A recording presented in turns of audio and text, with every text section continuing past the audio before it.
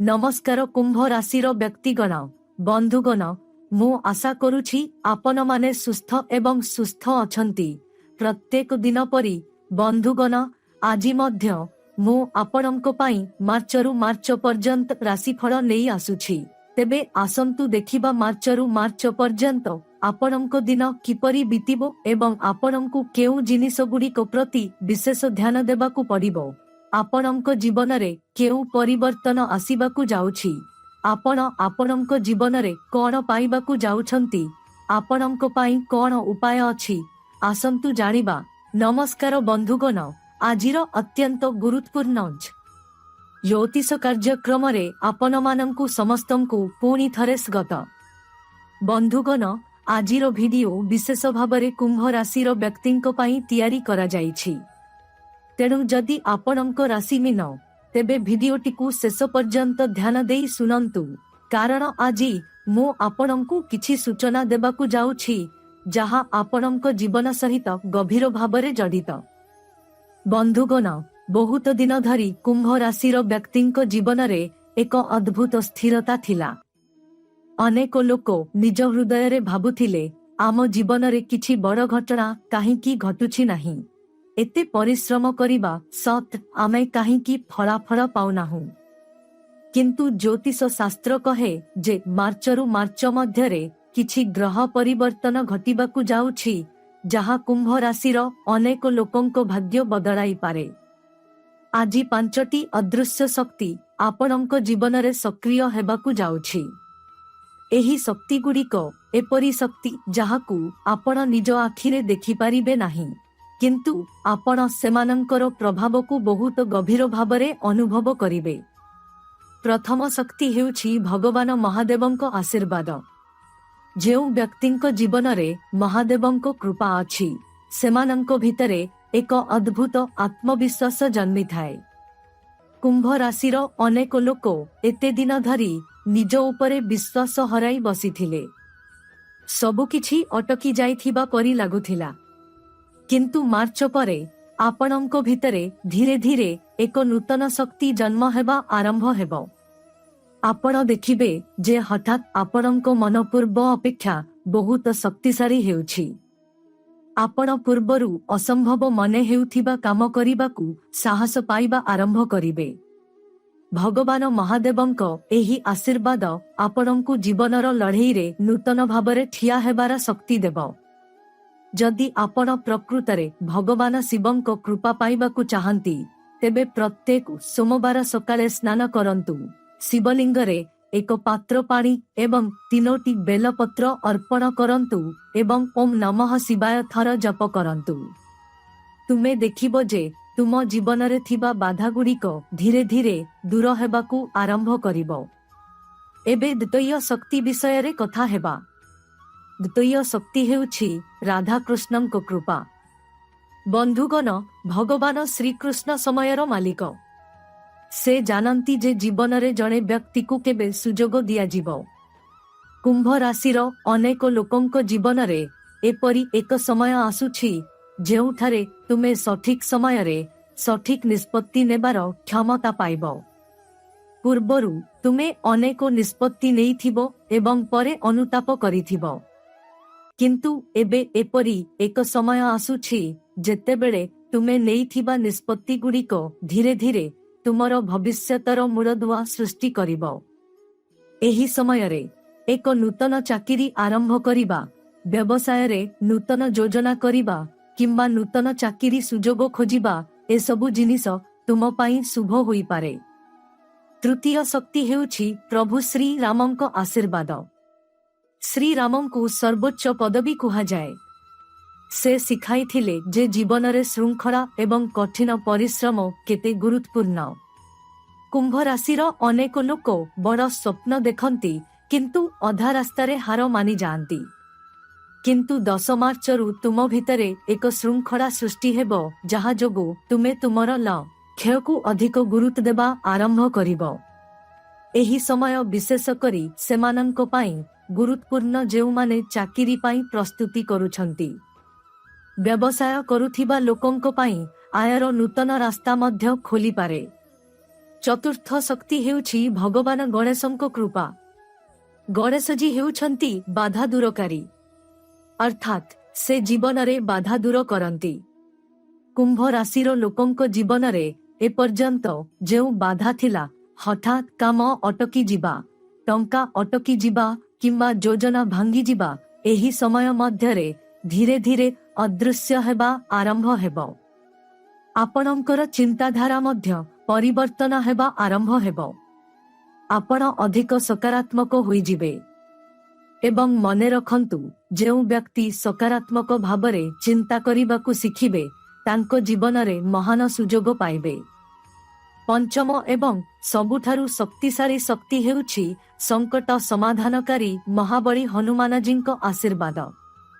ହନୁମାନଜୀ ଜଣେ ଦେବତା ଯିଏ ସବୁବେଳେ ଅସୁବିଧା ସମୟରେ ତାଙ୍କ ଭକ୍ତଙ୍କ ସହିତ ଠିଆ ହୁଅନ୍ତି।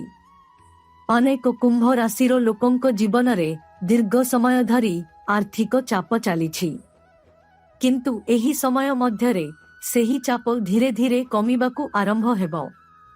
କେତେକଙ୍କୁ ପୁରୁଣା ଋଣ ପରିଶୋଧ କରିବାର ସୁଯୋଗ ମିଳିପାରେ। କେତେକଙ୍କୁ ଆୟର ଏକ ନୂତନ ଉତ୍ସ ମିଳିପାରେ। ପୁଣି ଅନେକ ଲୋକଙ୍କର ଦୀର୍ଘଦିନର ସ୍ୱପ୍ନ, ଗାଡ଼ି କିଣିବା କିମ୍ବା ଘର ନିର୍ମାଣ କରିବାର ଯୋଜନା ମଧ୍ୟ ଆରମ୍ଭ ହୋଇପାରେ। କିନ୍ତୁ ଏଠାରେ ମନେ ରଖିବା ପାଇଁ ଏକ ଗୁରୁତ୍ୱପୂର୍ଣ୍ଣ କଥା ଅଛି। ଯେତେବେଳେ ଭାଗ୍ୟ ସାହାଯ୍ୟ କରିବା ଆରମ୍ଭ କରେ, ଲୋକମାନେ ଆଳସ୍ୟ ହେବା ଉଚିତ ନୁହେଁ, ବରଂ ସେହି ସୁଯୋଗକୁ ଉପଯୋଗ କରିବା ଉଚିତ।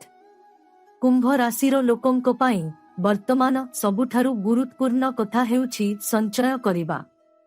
ଆପଣ ଯେତେ ରୋଜଗାର କରନ୍ତୁ ନା କାହିଁକି, ଏହାର ଏକ ଅଂଶ ସଞ୍ଚୟ କରିବାର ଅଭ୍ୟାସ କରନ୍ତୁ। କାରଣ ସେହି ସଞ୍ଚୟ ଭବିଷ୍ୟତରେ ଆପଣଙ୍କର ଆତ୍ମବିଶ୍ୱାସ ବୃଦ୍ଧି କରିବ। ଏହି ସମୟରେ ଜ୍ୟୋତିଷ ଶାସ୍ତ୍ର କହେ ଯେ ମଙ୍ଗଳ ଯୋଗର ପ୍ରଭାବ ଆପଣଙ୍କ କୁଣ୍ଡଳୀରେ ଦୃଶ୍ୟମାନ ହେଉଛି। ଫଳସ୍ୱରୂପ ଆପଣଙ୍କ ଜୀବନ ସାହସ ଏବଂ ଶକ୍ତି ବୃଦ୍ଧି କରିବ। ଏହି ସମୟ ପୋଲିସ, ସେନା, ପ୍ରଶାସନ କିମ୍ବା ନେତୃତ୍ୱ କାର୍ଯ୍ୟ ସହିତ ଜଡ଼ିତ ଲୋକଙ୍କ ପାଇଁ ବିଶେଷ ଶୁଭ ହୋଇପାରେ।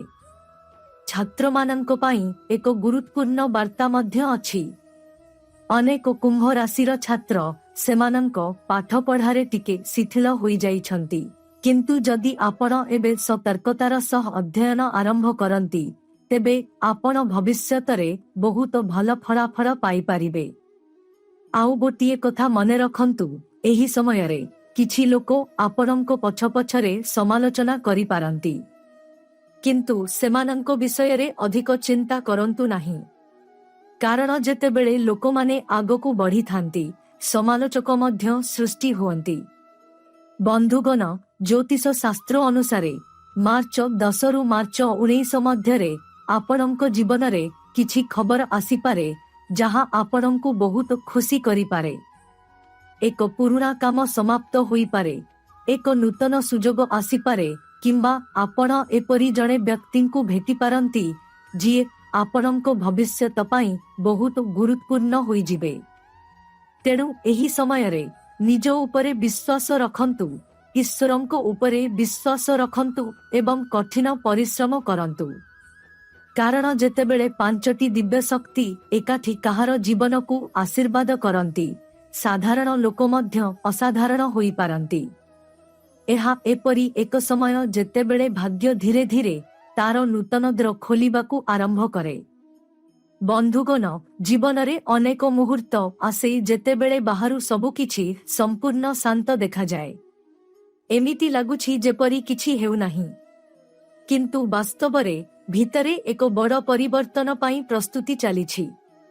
କୁମ୍ଭ ରାଶିର ଲୋକଙ୍କ ଜୀବନରେ ଏବେ ଏପରି ଏକ ସମୟ ଆରମ୍ଭ ହେବାକୁ ଯାଉଛି।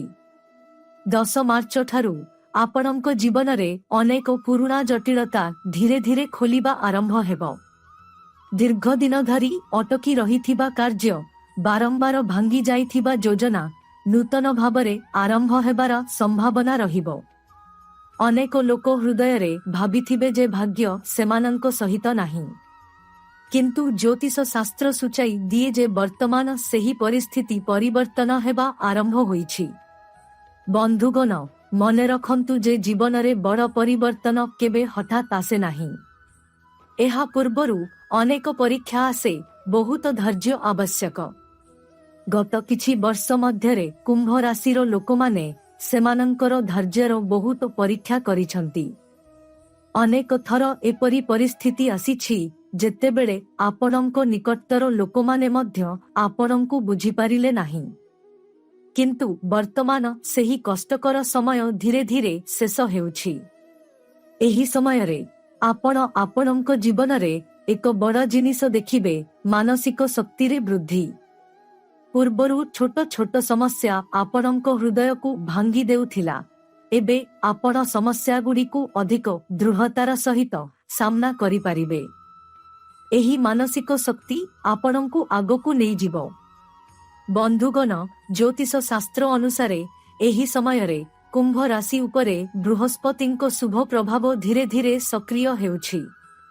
ଯେତେବେଳେ ବୃହସ୍ପତି କାହାର ଜୀବନରେ ଅନୁକୂଳ ସ୍ଥିତିକୁ ଆସେ, ଏହା ଲୋକଙ୍କ ଜୀବନରେ ଜ୍ଞାନ, ସୁଯୋଗ ଏବଂ ସମ୍ମାନର ଦ୍ୱାର ଖୋଲିବାକୁ ଆରମ୍ଭ କରେ। ଅନେକ କୁମ୍ଭ ରାଶିର ଲୋକ ଯେଉଁମାନେ ଏକ ନୂତନ ଚାକିରି ଆରମ୍ଭ କରିବାକୁ ଚିନ୍ତା କରୁଥିଲେ କିନ୍ତୁ ସାହସ ନଥିଲେ, ଏବେ ସେହି ସାହସ ପାଇବା ଆରମ୍ଭ କରିବେ। କେତେକ ନୂତନ ବ୍ୟବସାୟ ଆରମ୍ଭ କରିବାକୁ ଯୋଜନା କରିପାରନ୍ତି। କେତେକଙ୍କୁ ନିଯୁକ୍ତି କ୍ଷେତ୍ରରେ ନୂତନ ସୁଯୋଗ ମିଳିପାରେ। କେତେକ ସେମାନଙ୍କର ପୁରୁଣା ଚାକିରି ନୂତନ ଭାବରେ ଆରମ୍ଭ କରିବାକୁ ନିଷ୍ପତ୍ତି ନେଇପାରନ୍ତି। ଏହି ସମୟରେ ଗୋଟିଏ କଥା ବହୁତ ଗୁରୁତ୍ୱପୂର୍ଣ୍ଣ, ନିଜ ନିଷ୍ପତ୍ତିକୁ ଗୁରୁତ୍ୱ ଦେବା। ଅନେକ ସମୟରେ ଆମେ ଅନ୍ୟମାନଙ୍କ କଥା ଶୁଣି ଆମର ପଥ ପରିବର୍ତ୍ତନ କରୁ, କିନ୍ତୁ ଏବେ ଆମର ଅନ୍ତରର ସ୍ୱର ଶୁଣିବାର ସମୟ ଆସିଛି। ବନ୍ଧୁଗଣ, ଅନେକ କୁମ୍ଭ ରାଶିର ଲୋକଙ୍କ ଜୀବନରେ ଏବେ ବି ଆର୍ଥିକ ଚାପ ରହିଛି, କିନ୍ତୁ ଧୀରେ ଧୀରେ ସେହି ଚାପ ହ୍ରାସ ହେବାର ସଂକେତ ମିଳୁଛି। ହୁଏତ ହଠାତ୍ ବଡ଼ ପରିମାଣର ଟଙ୍କା ଆସିବ ନାହିଁ, କିନ୍ତୁ ଛୋଟ ଆୟର ପଥ ଖୋଲିବା ଆରମ୍ଭ ହେବ ଏବଂ ସେହି ଛୋଟ ସୁଯୋଗଗୁଡ଼ିକ ପରେ ବଡ଼ ସଫଳତା ପାଇଁ ପଥ ପ୍ରସ୍ତୁତ କରିବ। ବ୍ୟବସାୟ ସହିତ ଜଡ଼ିତ ଲୋକଙ୍କ ପାଇଁ ଏହି ସମୟରେ ପୁରୁଣା ଗ୍ରାହକଙ୍କଠାରୁ ନୂତନ ଚାକିରି ପାଇବାର ସମ୍ଭାବନା ଅଛି। ପୁଣି କାହାକୁ ଦୂର ସ୍ଥାନରୁ ଚାକିରି ପ୍ରସ୍ତାବ ମିଳିପାରେ। ଏହି ସମୟରେ ଯାତ୍ରା ମଧ୍ୟ ହେଉଛି। ସେହି ଯାତ୍ରା ଆପଣଙ୍କ ପାଇଁ ଲାଭଦାୟକ ହୋଇପାରେ। ବନ୍ଧୁଗଣ, ଏବେ ଆସନ୍ତୁ ସମ୍ପର୍କ ବିଷୟରେ ଟିକିଏ କଥା ହେବା। ଅନେକ କୁମ୍ଭ ରାଶିର ଲୋକଙ୍କ ଜୀବନରେ ସମ୍ପର୍କକୁ ନେଇ କିଛି ଚିନ୍ତା ରହିଛି। କେତେକଙ୍କ ପ୍ରେମ ସମ୍ପର୍କରେ ଭୁଲ ବୁଝାମଣା ରହିଛି, କେତେକଙ୍କ ପାରିବାରିକ ସମ୍ପର୍କରେ ମଧ୍ୟ କିଛି ଦୂରତା ରହିଛି। କିନ୍ତୁ ଏହି ସମୟ ମଧ୍ୟରେ ସେହି ସମ୍ପର୍କରେ ଧୀରେ ଧୀରେ ଆପୋଷ ବାତାବରଣ ସୃଷ୍ଟି ହୋଇପାରେ। ଯଦି ଆପଣ ଟିକେ ଧୈର୍ଯ୍ୟ ଦେଖାଇ ଶାନ୍ତ ଭାବରେ କଥା ହୁଅନ୍ତି, ତେବେ ଅନେକ ଭୁଲ ବୁଝାମଣା ଦୂର ହୋଇପାରିବ। ଯେଉଁମାନେ ଏପର୍ଯ୍ୟନ୍ତ ଅବିବାହିତ ଅଛନ୍ତି, ସେମାନଙ୍କ ଜୀବନରେ କେହି ନୂତନ ଆସିପାରନ୍ତି। କିନ୍ତୁ ଏଠାରେ ଗୋଟିଏ କଥା ମନେ ରଖନ୍ତୁ ଯେ ଶୀଘ୍ର କୌଣସି ନିଷ୍ପତ୍ତି ନେବା ଉଚିତ ନୁହେଁ। ଧୀରେ ଧୀରେ ଲୋକଙ୍କୁ ବୁଝିବା ଭଲ। ଏହି ସମୟ ଛାତ୍ରମାନଙ୍କ ପାଇଁ ମଧ୍ୟ ଗୁରୁତ୍ୱପୂର୍ଣ୍ଣ।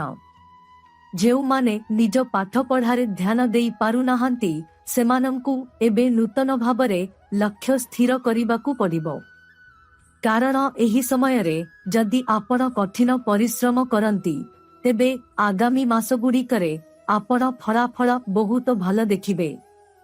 ବନ୍ଧୁଗଣ, ଜୀବନରେ ସଫଳତା ହାସଲ କରିବା ପାଇଁ କେବଳ ଭାଗ୍ୟ ନୁହେଁ, ବରଂ ଅଭ୍ୟାସ ମଧ୍ୟ ବହୁତ ଗୁରୁତ୍ୱପୂର୍ଣ୍ଣ। ତେଣୁ ଏବେଠାରୁ ଆପଣଙ୍କ ଦୈନନ୍ଦିନ ଜୀବନରେ କିଛି ଭଲ ଅଭ୍ୟାସ ସୃଷ୍ଟି କରିବାକୁ ଚେଷ୍ଟା କରନ୍ତୁ। ଉଦାହରଣ ସ୍ୱରୂପ, ପ୍ରତିଦିନ ସକାଳେ ଟିକେ ଧ୍ୟାନ କରନ୍ତୁ, ଭଗବାନଙ୍କ ନାମ ସ୍ମରଣ କରନ୍ତୁ ଏବଂ କିଛି ସମୟ ପାଇଁ ଆପଣଙ୍କ ଲକ୍ଷ୍ୟ ବିଷୟରେ ଚିନ୍ତା କରନ୍ତୁ। ବିଶ୍ୱାସ କରନ୍ତୁ, ଏହି ଛୋଟ ଛୋଟ ଅଭ୍ୟାସଗୁଡ଼ିକ ଧୀରେ ଧୀରେ ଆପଣଙ୍କ ଜୀବନକୁ ପରିବର୍ତ୍ତନ କରିପାରିବ। ଏହି ସମୟରେ ଏକ ବିଶେଷ ଉପାୟ ମଧ୍ୟ ଉଲ୍ଲେଖ କରାଯାଇଛି। ପ୍ରତି ମଙ୍ଗଳବାର ସନ୍ଧ୍ୟାରେ ହନୁମାନ ଚାଳିଶା ପାଠ କରନ୍ତୁ ଏବଂ ଯଦି ସମ୍ଭବ ହୁଏ, ତେବେ ଦୀପ ଜାଳି ଭଗବାନ ହନୁମାନଙ୍କ ନାମ ସ୍ମରଣ କରନ୍ତୁ। ଏହା ଆପଣଙ୍କ ଜୀବନର ଅନେକ ବାଧା ଦୂର କରିପାରିବ। ବନ୍ଧୁଗଣ, ज्योतिष शास्त्र अनुसारे मार्च 10 रु मार्च 19 मध्यरे किछि घटना घटी पारे जहा प्रथमे छोट मने हुए किंतु परे आपण बुझी पारिबे जे एहा आपणक जीवनर मोड़ थिला। केही हठात एपरी व्यक्ति को भेटी पारंती जिए भविष्यतरे आपणक पई बहुत गुरुत्वपूर्ण होई जिबे। काहाकू एपरी खबर मिली पारे जहा दीर्घ दिनर चिंता दूर करिवो। तेणु एही समय रे प्रस्तुत रुहंतु। सुजोग आसिले चिन्हि पारिबा मध्य एक महान गुण। आउ एक गुरुत्वपूर्ण कथा हेउछि जे आपणक जीवन रे किछि लोक अछंती जेउ माने सबु बेले आपणक मंगल कामना करंती नाही। सेमाने आपणक सफलता को ईर्षा करि पारंती। तेणु आपणक योजना विषय रे समस्तंकु कहिबा ठीक नुहे। चुपचाप निजर काम करंतु। समय आसिले आपणक सफलता सबु किछिरो उत्तर देब। बंधुगण मने रखंतु जे दुनियार प्रत्येक व्यक्तिंक जीवन रे एपरी एक समय आसे जेतेबेले भाग्य तांको पाखरे छिडा हुए। कुंभ राशिर अनेक लोकंक पाई एही मार्च मासर मध्यभाग एपरी एक समय होई पारे। बंधुगण जीवन रे एपरी एक मुहूर्त आसे जेतेबेले लोकमाने जानि पारंती नाही जे सेमानंक जीवन रे एक बड़ परिवर्तन बहुत निकटतर। बाहरु सबु किछि पूर्व परी देखा जाए किंतु भितरे एक नूतन अध्याय आरंभ हुए। ज्योतिष शास्त्र कहे जे कुंभ राशि रे जन्म होइथिबा अनेक लोकंक पाई एहा ठीक सही समय। मार्च 10 रु मार्च 19 मध्यरे आपण आपणक जीवन रे किछि संकेत देखि पारंती जहा भविष्यतरे बड़ सफलतार सूचक हेबो। हुएतो आपणकु हठात कौनसी पुराना परिचित व्यक्तिंको ठारू फोन आसी पारे। हुएतो एक नूतन चाकिरी सुजोग सामना को आसी पारे किंबा आपणकु किछि खबर मिली पारे जहा आपणक अनेक दिनर चिंता को दूर करिवो। बंधुगण मने रखंतु भगवान केबे भी कौनसी व्यक्तिंको कठिन परिश्रम को व्यर्थ हेबाकू दियंती नाही। हुएतो फलाफल पाइबाकू किछि समय लागे किंतु सठिक समय रे सेही फलाफल निश्चित भाबरे आसीबो। कुंभ राशि रे जन्म होइथिबा अनेक लोक गत किछि वर्ष धरी बहुत धैर्यवान होइछंती, बहुत कष्ट सहिछंती किंतु एबे सेही धैर्यर फलाफल धीरे धीरे देखा जिबा आरंभ हेबो। एही समय रे आपणक जीवन रे एक बड़ कथा बहुत गुरुत्वपूर्ण होई जिवो सठिक निष्पत्ति नेबा। अनेक समय रे आम सामना रे सुजोग आसे किंतु आमे ताकू चिन्हि पारु नाहु। तेणु एबे आपणकु मनकु शांत रखिबाकू पड़िबो एवं भाबिचिंती निष्पत्ति नेबाकू पड़िबो। बंधुगण एही समय रे टंका क्षेत्र रे किछि सकारात्मक परिवर्तन हेबार संभावना अछि। केतेकंकु आयर एक नूतन उत्स मिली पारे, केतेकंकु पुरुणा अटकी रहिथिबा टंका फेरी मिली पारे। पुणी केतेकंकु नूतन ग्राहक किंबा सेमानंको व्यवसाय रे नूतन सुजोग मिली पारे। तथापि एठारे गोटिए कथा मने रखिबा बहुत गुरुत्वपूर्ण। टंका आसीबा आरंभ हेले एहाकू सठिक भाबरे व्यवहार करिबा अधिक गुरुत्वपूर्ण।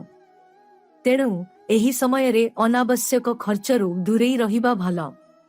यथासंभव संचय करिबार अभ्यास करंतु, कारण एही संचय आपणकू भविष्यतरे बड़ योजना करिबारे साहाय्य करिबो। बंधुगण संपर्क रे मध्य किछि सकारात्मक परिवर्तन देखा जाई पारे। जेउ माने दीर्घ समय धरी भूल बुझामणा रे अछंती सेमानंको जीवन रे एक चुक्ति रे पहुंचीबार सुजोग मिली पारे। जदि आपण निजे गोटिए पाद आगकू बढ़ंती एवं संपर्क को सजाड़िबाकू चेष्टा करंती तेबे परिस्थिति बहुत सुधुरी पारे। जेउ माने अविवाहित अछंती सेमानंको जीवन रे एक नूतन संपर्कर संभावना मध्य रही पारे। किंतु सर्वदा मने रखंतु जे कौनसी संपर्कर मूलदुआ विश्वास एवं सम्मान हेबा उचित। एही समय छात्र मानंको पाई मध्य बहुत गुरुत्वपूर्ण। अनेक कुंभ राशिर छात्र हुए तो सेमानंको पाठ पढ़ारे ध्यान देई पारी नथिबे। किंतु एबे जदि आपण निजर लक्ष्य स्पष्ट करी कठिन परिश्रम करिबा आरंभ करंती तेबे बहुत भल फलाफल पाइबार संभावना अछि। बंधुगण, एबे आमे आपणंकु एक गुरुत्वपूर्ण उपाय विषय रे कहिबु। जदि आपण एही समय रे निजर भाग्य को मजबूत करिबाकु चाहंती तेबे प्रति मंगलवार किंबा शनिवार हनुमान 9 पाठ करिबा बहुत शुभ बोली विवेचना करा जाए। एहा सहित प्रति गुरुवार भगवान विष्णुंको नाम स्मरण करिबा मध्य आपणंको पई लाभदायक होई पारे। एही छोट आध्यात्मिक अभ्यास गुड़िक आपणंको मनरे शांति आनिबो एवं जीवनर कष्टकर परिस्थिति रे मध्य आपणंको दृढ़ रहिबारे साहाय्य करिबो। बंधुगण, ज्योतिष सूचित करे जे 19 मार्च परे कुंभ राशिर अनेक लोकंक जीवन रे धीरे धीरे नूतन सुजोगर द्र खोलिबा आरंभ हेबो। केतेकंकु नूतन काम आरंभ करिबार सुजोग मिली पारे, केतेकंकु सेमानंकर प्रतिभा देखाइबार सुजोग मिली पारे।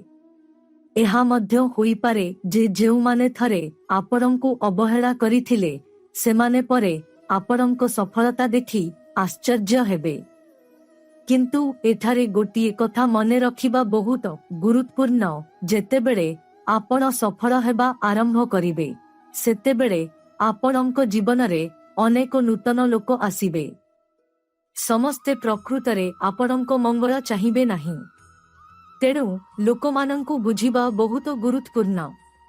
आपणंक निकटतर लोकंकु सम्मान करंतु, कष्ट समय रे आपणंक पाखरे थिबा लोकंकु केबे भूलंतु नाही।